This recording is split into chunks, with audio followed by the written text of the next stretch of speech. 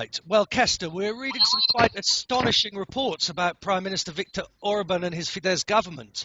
About a year ago, am I right in thinking that there was a huge fuss over the media law, allegations of government control, then there was a fuss about the new constitution, and then again before Christmas last year, a fuss about the central bank law, and also a law on judges' retirement and the judiciary in general, even a controversial law on new churches. Now we hear a supposedly wild attack has been launched at the EU, where Mr. Orban has compared the rule from Brussels to that of the rule by the Soviet Union. And I also hear that the Hungarian government says that the foreign press is misleading its readers on some of these issues. I must say it all sounds rather fantastic, considering Hungary is an EU member. Can you shed some light on this? And even though, I suppose you are an accredited member of the foreign press. Is it true? Is the reality being distorted? Well, I would say no, wouldn't I?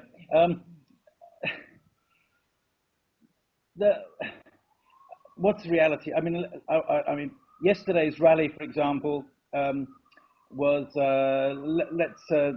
let's get it straight. I mean, no one's saying that it was a kind of a Nuremberg type thing or anything crazy like that.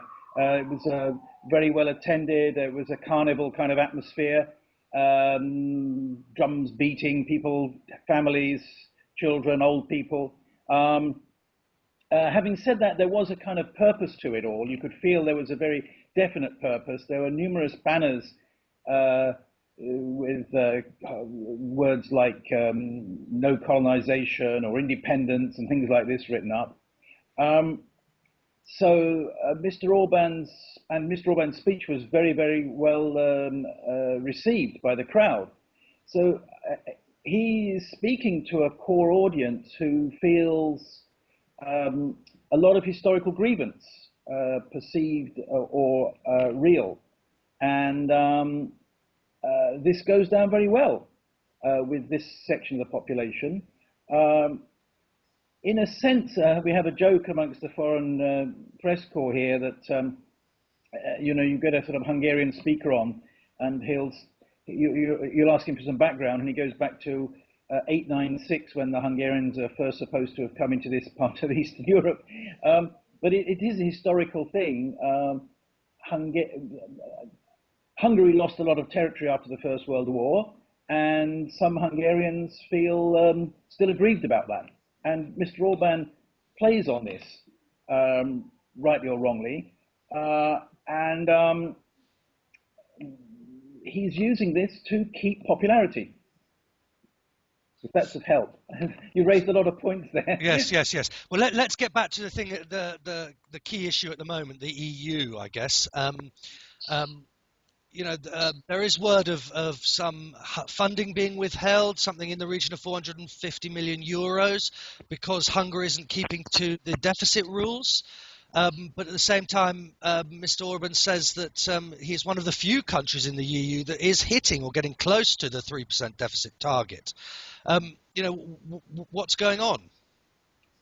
Yes, on the surface, certainly, you can see the Prime Minister here has a strong case. The key thing is that what Europe is, the European Union is asking for is a sustainable budget deficit. And the problem has been that when Mr. Orban came to power, he introduced a whole bunch of specialist and sectoral taxes, for example, many of which upset the business community hugely. Not just, I mean, obviously nobody likes paying taxes, but the big problem for the business community and the banking sector, for example, was that these taxes were backdated.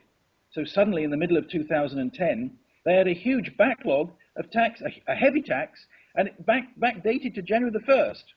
So, and this caused a lot of problems. Mr. Orban promised these would be only temporary for 3 years, the companies, the telecoms, the retail sector have decided to sort of bite the bullet. But the EU is not too happy with this. In fact, I think there are a number of cases gone to the European Commission saying that this actually won't be valid.